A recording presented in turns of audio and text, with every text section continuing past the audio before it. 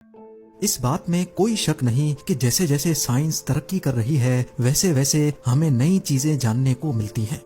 लेकिन ये भी एक हकीकत है कि अभी तक बहुत कुछ ऐसा है जिसको देखकर साइंस भी बिल्कुल दंग रह जाती है। फिर मामला चाहे इजिप्ट में बनी 2500 साल पुरानी हेलीकॉप्टर और एयरप्लेन की हायरोग्लिफिक्स का हो, रशिया में वाक़े अपने आप बड़े होने वाले क्रेटर का हो, या फिर नासा को स्पेस से रिसीव होने वाले मिस्टीरियस सिग्नल्स का हो। हमारे इर्द गिर्द कई चीजें ऐसी भी हैं जिनके सामने साइंस को भी झुकना ही पड़ता है।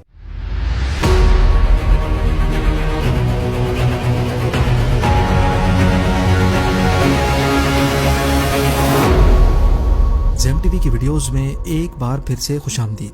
नाजरीन, आज आप 5 ऐसी ही मिस्ट्रीज के बारे में जानेंगे जिनकी असल हकीकत आज तक किसी को भी मालूम नहीं पड़ सकी। तो आइए शुरू करते हैं।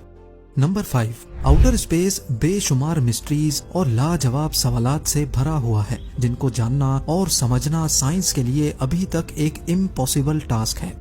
पिछली कई सदियों से साइंस हमारी यूनिवर्स की सबसे बड़ी ताकत को समझने की कोशिश कर रही है, लेकिन ताहाल अभी तक नाकाम है, और वो ताकत है ग्रेविटी। जिस तरह अर्थ की ग्रेविटी तमाम ऑब्जेक्ट्स को अपनी तरफ अट्रैक्ट करती है, इसी तरह सूरज की ग्रेविटी अर्थ समेत सोलर सिस्टम के दूसरे प्लैनेट्स को भी अपनी तरफ अट्रैक्ट करती है। लेकिन सूरज को किसकी ग्रेविटी अपनी जगह रहने पर मजबूर कर रही है? सूरज तो बहुत छोटी बात है, करोड़ों अरबों गैलेक्सीज, और इन गैलेक्सीज के स्ट्रक्चर को कौन सी ग्रेविटी ने बना रखा है? कोई तो ऐसी चीज जरूर है जिसका मास इतना ज्यादा है कि वो इन तमाम गैलेक्सीज को अपनी अपनी जगह पर मेंटेन किए हुए है। साइंसदानों ने इस ना दिखने वाली ग्रेविटी को डार्क मैटर का नाम दिया है, और ये मैटर हमारी यूनिवर्स के 85% मास को कवर करता है। पर हैरत की बात यह है कि पिछली कई सदियों से इस पर स्टडी करने के बावजूद भी हम इतने ज्यादा फैले हुए इस मैटर के बारे में ना कुछ जानते हैं, और ना ही इसको हबल या फिर जेम्स वेब जैसे पावरफुल टेलीस्कोप से देख सकते हैं।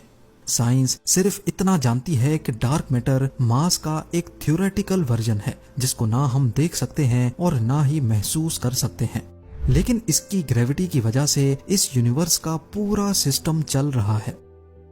नंबर 4, बेशक दुनिया के पावरफुल टेलीस्कोप से हम 13.1 बिलियन लाइट ईयर्स दूर गैलेक्सीज को देख सकते हैं, ब्लैक होल की फोटो कैप्चर करने में कामयाब भी हो चुके हैं, और साइंस की पावर इस्तेमाल करके हम 14 करोड़ किलोमीटर दूर मार्स पर कई रोवर्स भी भेज चुके हैं। लेकिन सबसे बड़ी हकीकत ये है कि ये तमाम मिशंस हम जिस प्लेनेट पर रहकर कर रहे हैं उसके ओशंस को अभी तक एक्सप्लोर नहीं कर पाए। करीब 80% से भी ज्यादा ओशन के हिस्से ऐसे हैं जहां की दुनिया हमारी दुनिया से बिल्कुल कटी हुई है। ओशन का deepest point Mariana Trench 11,022 metres गहरा है, लेकिन हम इंसानों ने ओशन का सिर्फ वो हिस्सा अभी तक एक्सप्लोर किया है जो सिर्फ 200 मीटर्स गहरा है। इस पॉइंट को ट्वाइलाइट जोन कहा जाता है, जहां सूरज की रोशनी ना होने के बराबर है। लाइट के अलावा यहाँ प्रेशर 320 पाउंड्स पर स्क्वायर इंच होता है। ये इतना ज्यादा है कि जैसे किसी ने इंसान के जिस्म के सिर्फ 1 इंच के हिस्से पर ट्रैक्टर का टायर रख दिया हो। यही वजह है कि इंसान का चांद पर जाना तो आसान है, लेकिन ओशन के ट्वाइलाइट जोन से भी नीचे जाना बहुत ही मुश्किल है। एक एस्टीमेट के मुताबिक ट्वाइलाइट जोन के नीचे जितनी सी लाइफ रहती है, हम उसमें से सिर्फ 5% को एक्सप्लोर करने में कामयाब हुए हैं। बकाया 95% में क्या कुछ है ये अभी तक साइंस के लिए एक मिस्ट्री बनी हुई है। नंबर 3, वैसे तो एक छोटी सी चींटी से लेकर एक बड़े हाथी तक जितने भी लिविंग बींग्स हैं वो प्रॉब्लम्स को सॉल्व करने के लिए अपना ब्रेन इस्तेमाल करते हैं। अगर ब्रेन ना हो तो कोई भी लिविंग बीइंग छोटे से छोटा प्रॉब्लम भी सॉल्व नहीं कर सकता। लेकिन स्लाइम मोल्ड के नाम से पहचाना जाने वाला ये एक बहुत ही सिंपल ऑर्गेनिज्म है, लेकिन इसके साथ ही ये बहुत कॉम्प्लेक्स भी है, क्योंकि स्लाइम मोल्ड के पास ब्रेन नहीं होता और इसके बावजूद भी ये बहुत चालाक माना जाता है।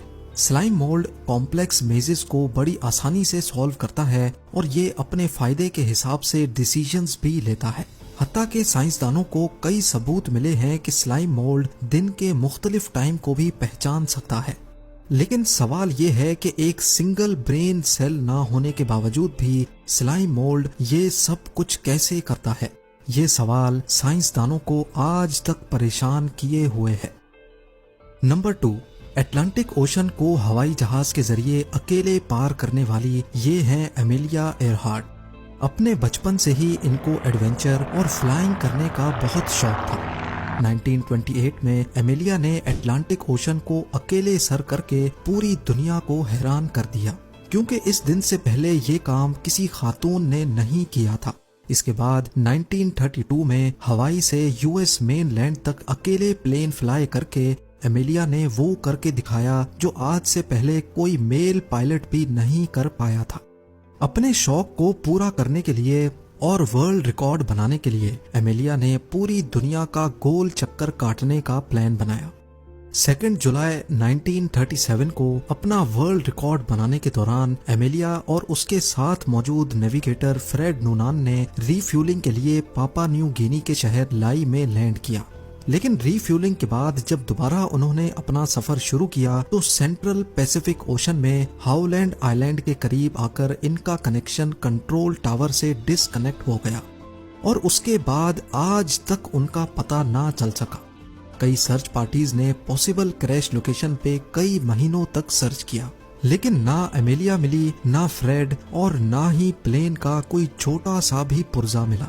इस वाक़े को आज 85 इयर्स गुजर चुके हैं, लेकिन मजाल है कि साइंसदानों और एक्सपर्ट्स को जर्रे जितना भी कोई एविडेंस मिला हो। और अब नंबर 1, ये किसी आर्ट गैलरी की पेंटिंग नहीं, बल्कि ये चाइना में मौजूद ज़ेंगजी नेशनल पार्क की रियल फोटोग्राफ है। 322 स्क्वायर किलोमीटर पे फैला ये नेशनल पार्क अपने रंगीन पहाड़ों की वजह से पूरी दुनिया में फेमस है। रंगत से भरी इन खूबसूरत पहाड़ियों और रॉक फॉर्मेशन को देखकर ऐसा लगता है कि इनको शायद किसी ने कलर पेंट किया है। हकीकत में ये बिल्कुल नेचुरल हैं। लेकिन सवाल ये है कि आखिर ऐसा मुमकिन कैसे हुआ?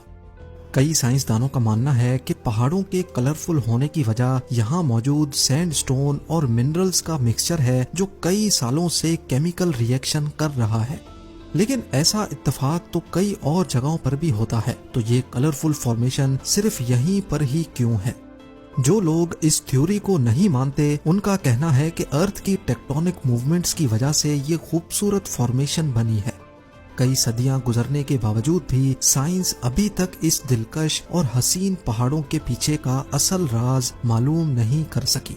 उम्मीद है ज़ेम टीवी की ये वीडियो भी आप लोग भरपूर लाइक और शेयर करेंगे। आप लोगों के प्यार भरे कमेंट्स का बेहद शुक्रिया। मिलते हैं अगली शानदार वीडियो में।